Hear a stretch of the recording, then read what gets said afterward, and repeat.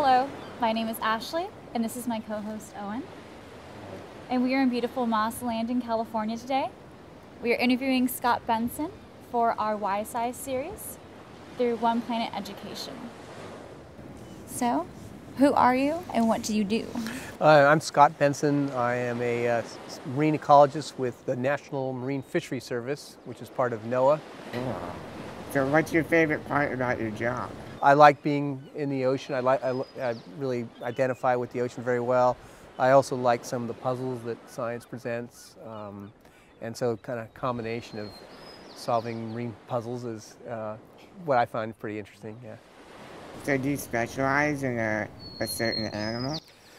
Right now I am a little bit more specialized or focused on particularly the Western Pacific leatherback turtle.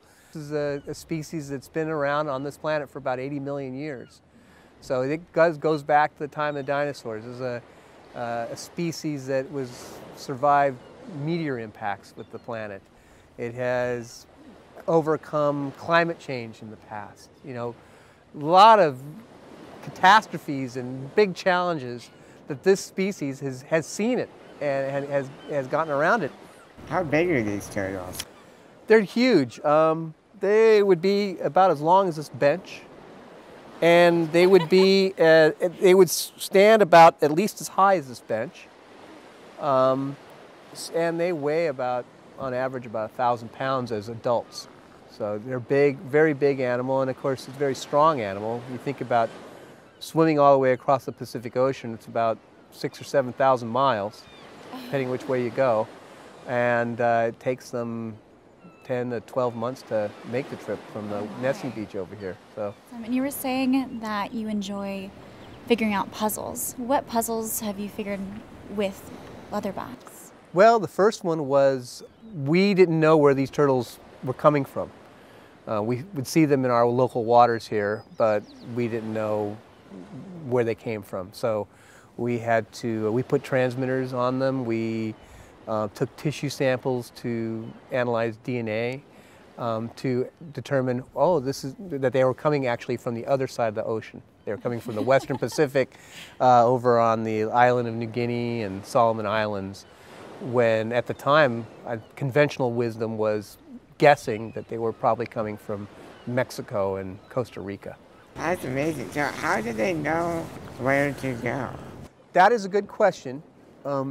We hypothesize what happens is that when these turtles are hatched and then they jump into the water and leave the nesting beach, that a lot of them do get carried around by ocean currents. And most of them, let's say a clutch of 70 eggs, and let's say 60 of them hatch. So you got 60 of these turtles, you know, in that one nest, just that one clutch. Well, all of them are going to die because they're all going to be pushed by the currents into places where either they can't find any food or they become food themselves for something else. But the one that survives and lives long enough to become a reproductive adult itself will remember where it foraged as it got larger. So these larger animals, again, this animal that grew from tiny to big, remembers that where its nesting beach was. If it's a female, it'll go back to that nesting beach and lay its eggs there. And it also remembers that this is its foraging ground. That's how they got here, was that it doesn't know that there's other foraging areas available to it. It knows that this one is the one where it was successful. We call this the learned migration hypothesis. And essentially what it is that an animal survives, is lucky enough to survive, and then identifies with a particular area as its foraging area. Oh.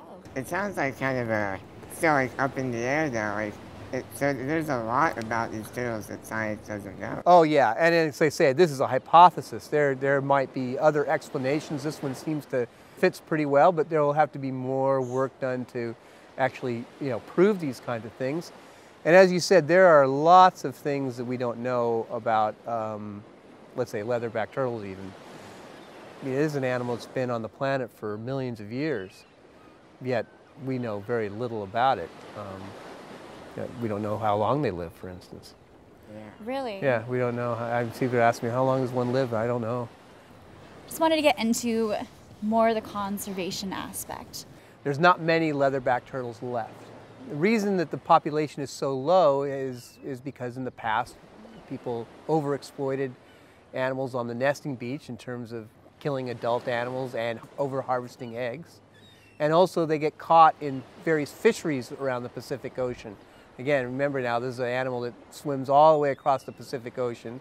So during this time, they're passing through international high seas, they're passing through territorial boundaries of other nations, and in all those places there's fishing pressure to provide the seafood that we like to eat. So it's not that people are actually hunting these turtles to the point of extirpation, is that they're being caught as bycatch for the food that we like to eat. So the bycatch and the exploitation on the beaches are the two things that are having the biggest effect on these animals. Now, there's not a lot we can do on the nesting beach except for inform the local people there who are listening to us and have stopped harvesting eggs and adults on the beach at the primary nesting beaches. But in terms of the bycatch, that's where we play a role in terms of how we spend our seafood dollar. So you want to know when you're buying seafood, how was it caught, where was it caught, was there a bycatch associated with it? As an informed consumer of seafood, you can be a much more responsible consumer of seafood. So is there anything that we can do to inform ourselves? Any kind of programs or pamphlets or just ways to educate ourselves as to what we should be buying? Well, you can find seafood watch guides on the internet. I think one of the best ones is the Monterey Bay Seafood Guide. They provide a mobile app as well that you can dial up from wherever you are in the country. They've got one for the West Coast and one for the Atlantic Coast, because you're going to be, the availability of fish is going to be different in the different regions.